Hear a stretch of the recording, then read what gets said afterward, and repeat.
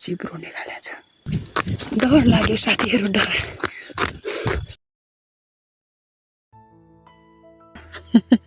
आज चाहिँ हामी यो रोल्पाको 7 बाटोमा रहेको रक गार्डन अर्थात् ढुङ्गे बगैँचा अनि भ्यू टावर हेर्नलाई आएको।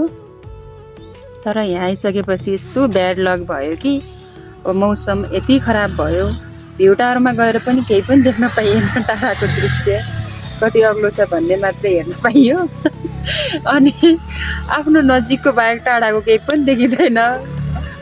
यस्तै छ साथीहरू। हेर्नु न, यो घुम्ने ठाउँमा आएपछि यस्तो हुँदा हाम्रो मन कस्तो भएको छ होला, कृपया कल्पना गर्नुहोस्। ल हेर्नु त, यस्तो अवस्था, केही पनि देखिँदैन क्या, पुरै अँध्यारो अँध्यारो भएर यस्तै छ। अब नदेखिए पनि, टाढाको दृश्य नदेखिए पनि नजिक चाहिँ कस्तो छ हेरौँ होइन। म सँगसँगै तपाईँले पनि हेर्नुहोस् ल।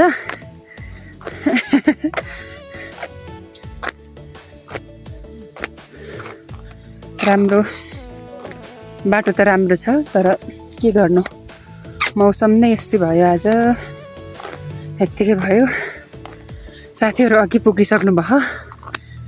म त यस्तो धेरै जाँगर मर्यो कि यति हाई एल्टिट्युडमा आएर पनि दृश्य नै देख्न पाइएन कि।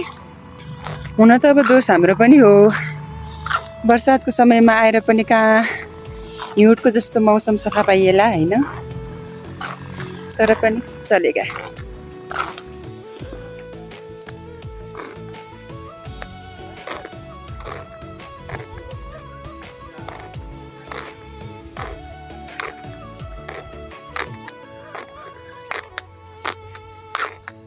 यो फलको नाम के हो, सरी के हो, कसलाई थाहा छ? थाहा हुने जतिले कमेन्ट गर्नुहोस् ल।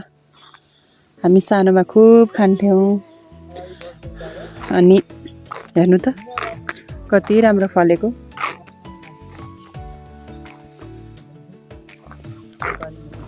खाँदैछु। खानेकुरा भेटेको जति चाहिँ छोड्नुहुन्न है।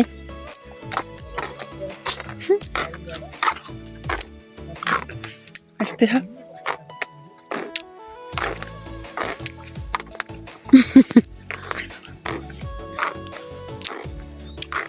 बस्ने कुर्सी भेटेँ मैले। कुर्सी नभनौँ, सोफा भनौँ न।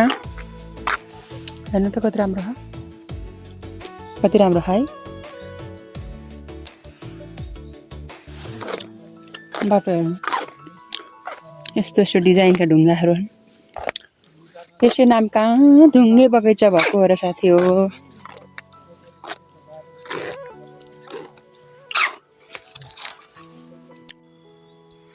साथी हो, मैले एउटा जनावर देखेँ है। त्यो जनावरको नाम के हो मलाई थाहा छैन। हजुरहरूमध्ये जसलाई थाहा छ कृपया कमेन्ट गर्नुहोस् है। एकदमै डर लाग्दो छ जनावर चाहिँ। हेर्नु त, हेर्नु न।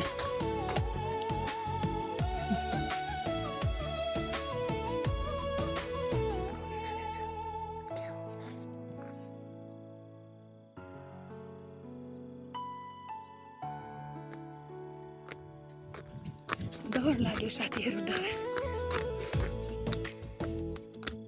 म टपमा आइपुगेको छु है। यति बेला रक गार्डनको टपमा छु। धेरैजनाहरूले यहाँ चाहिँ फोटो खिच्नु हुन्थ्यो। अनि ओहो, यस्तो रहेछ हेर्नु त। हेर्नु न, यस्तो छ।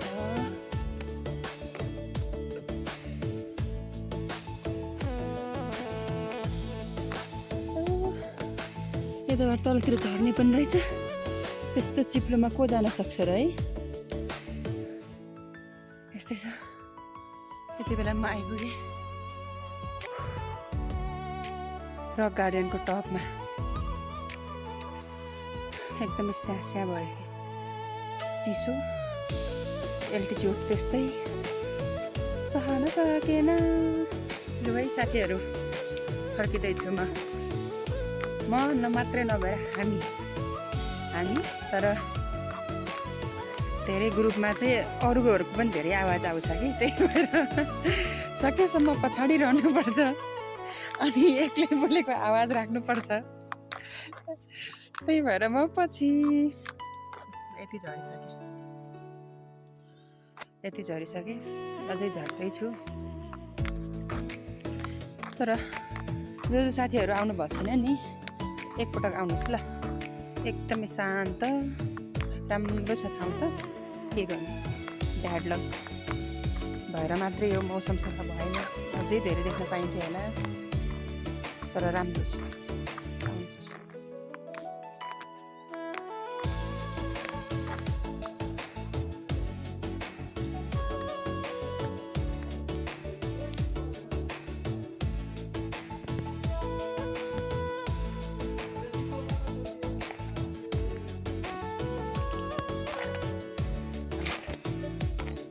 आउटगेट भइसक्यौँ हामी।